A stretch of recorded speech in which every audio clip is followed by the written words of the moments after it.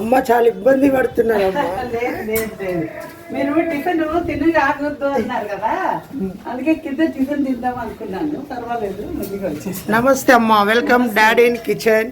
Okay, welcome welcome. The legend actress comedy queen Srilakshmi గారు ఈరోజు మన డాడీ ఇన్ కిచెన్ ఛానల్లో వచ్చారు.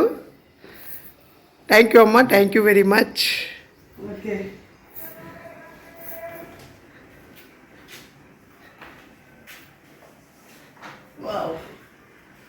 కూర్చుని కిచెన్లో ఈయనే డాడీ.